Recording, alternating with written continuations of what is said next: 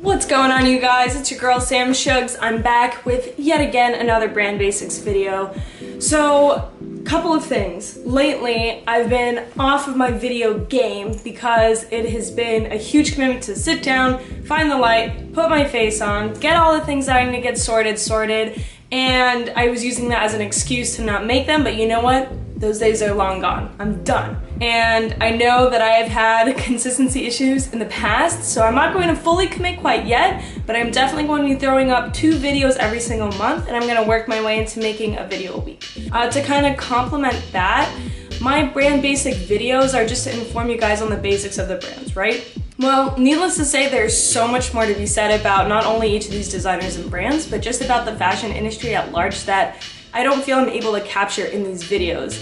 So what I've gone ahead and done is started a podcast channel. It's called The Coat Rack, and basically that's gonna happen similarly to the videos in terms of scheduling. It's gonna happen bi-monthly, and I'm gonna try and complement that with whatever videos I tend to throw up. So for example, this one today is going to be about someone who's been in the mouth of many lately. He is a disruptor within the industry and is known for going to all of these huge fashion houses and completely disrupting them. You might know him for his skinny silhouettes, his incredible bad boy complex, and most importantly, taking Eves out of Saint Laurent. So if you didn't guess already, today we're going to be talking about Hedi Slimane and his legacy so far. In addition, I want to dissect the current issue topic of the year so far anyway, and that he's now over at Celine, a classic women's wear brand, that he's now going to be introducing menswear and fragrance and taking over creative direction in that sense. There's been a lot of controversy against people who are die-hard Phoebe Philo fans and die-hard Hedi Slimane fans as to what's going to happen to the brand.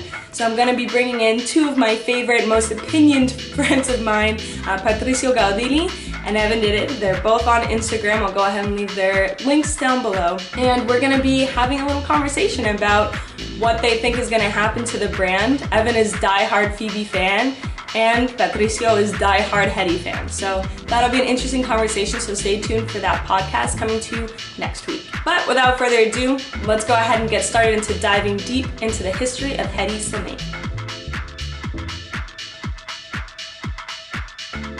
So first and foremost, if you're curious as to how to pronounce this man's name, it's not Hedi, there's no H, it's actually silent, so it's pronounced Eddie.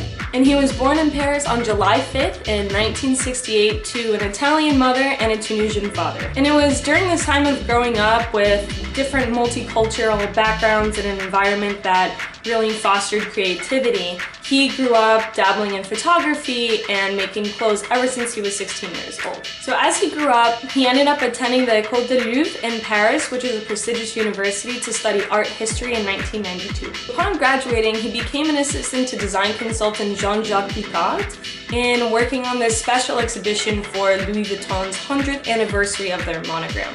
So it was on this project that Eddie was able to get introduced to some of the heavy hitters in the design world at the time, because this exhibition worked with 7 other designers like Almut Lang, Vivienne Westwood, Alaya. All of these incredible designer minds at the time were working on this project, so he had complete exposure and access to all of them. So it was at this time that he had kind of finished up the project in 1995 and then was appointed the menswear director at YSL in 1996. So he excelled really quickly in the fashion industry at the time, considering that he had just recently graduated, he was working on this project for a period of time, and then all of a sudden was assigned the creative lead for menswear at YSL. So needless to say, this guy had talent and everyone kind of knew it. And then a year following that, in 1997, he was promoted to the role of men's artistic director. So he really got to touch several different facets of the YSL menswear brand before continuing to excel and change, inevitably, the brand in the future. And again, kind of going back to how he rose so quickly through and kind of that being a side of his talents,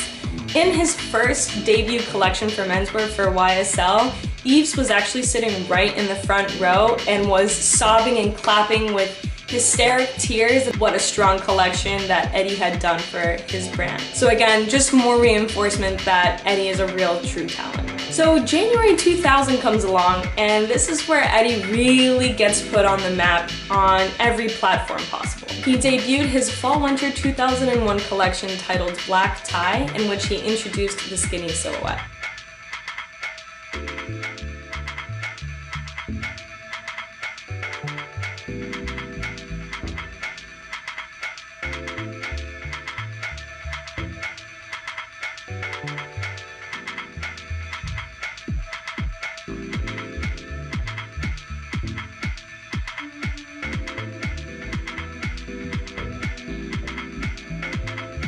And it was this silhouette that was really catered towards the lanky, the lean, the 2% body fat that lasted for the foreseeable 10 years of the brand that, again, became such an iconic look for YSL. And it's funny too because Karl Lagerfeld was so moved by this that it's on record that he lost 60 pounds just to be able to fit into Hedi's collection, because it literally took the industry by storm, and everyone wanted to be a part of that vision and being this rebellious rocker, you know, kind of druggy look where it was skinny pants, really tailored suits, and that complemented how the tides were changing at the time. So after this creative stint of success, he decided to leave YSL on a high note. Then he was offered the creative role at Jill Sander, which he turned down, to accept the same position at Dior Men's, which he ended up changing from Dior Monsieur to Dior Homme. So this was the first of many little changes that Hedi would go on to adopt and be introduced to these brands and have the Hedi Slimane takeover, which in some way, shape, or form means changing up the words just a little bit.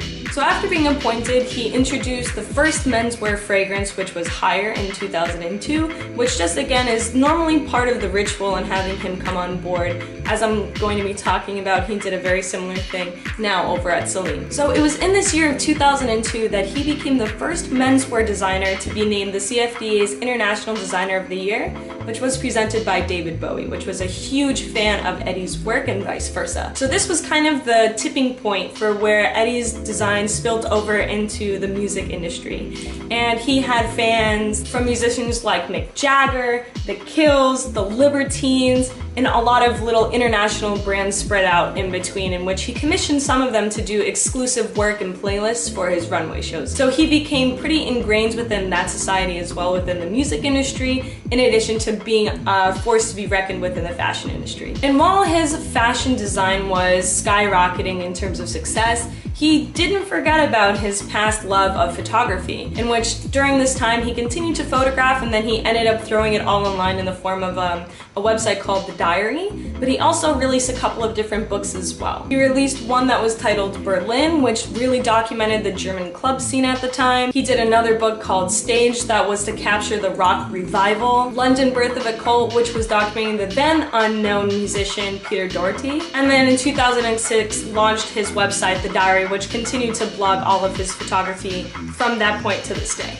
So in 2006, Hedi came to the decision to not renew his contract with Dior, and he was succeeded by Chris Van Ash. What he decided to do was take a little bit of a hiatus from fashion, and he moved across to Los Angeles, where he was really focusing on his photography projects. It was in 2011 that he published Anthology of a Decade, which documented the past 10 years of his travels to Berlin, London, and Los Angeles. And it wasn't until a year later in 2012 where he decided he wanted to rejoin the fashion community and was appointed the creative director at YSL. And it was this year that Hedi came back with full throttle and decided to drop Eames and make the brand Saint Laurent. And as if that wasn't enough of a shakeup, he decided to move the headquarters from YSL in Paris to Saint Laurent in Los Angeles, because he had found this new love of living in Southern California and figured that he would move the world out there with him. So after another successful 4-year stint with Saint Laurent, the opportunity came to leave yet again, in which in 2018 he became appointed to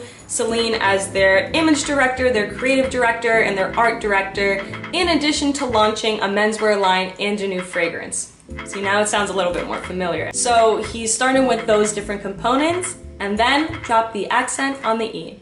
This was, you know, a staple for Celine's brand, just as YSL had Yves in the name of Saint Laurent, in a way that wasn't predictable because no one really messes with tradition like that. And I think that's why he's caused so much controversy with his move to Saint Laurent, or his move to YSL at the time, that now he turned into Saint Laurent. And similarly with Celine, where we knew it to be with an accent, very traditional French house, and is now something a little bit more modern and a little bit more culturally neutral with the lack of an apostrophe.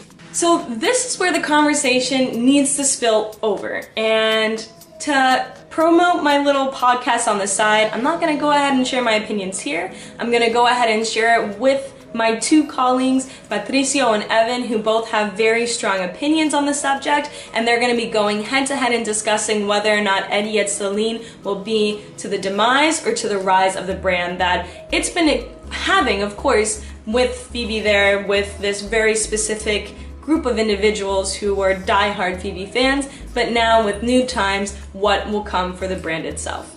So thanks for tuning in. Follow me on Instagram for more of my posts about fashion, and when I go ahead and throw out new videos, subscribe. Otherwise, how the hell are you gonna know that I posted anything? And I'll see you back here next time. Tune into the podcast next week about Hedi Slimane at Celine, and I'll see you next time for another Brand Basics video.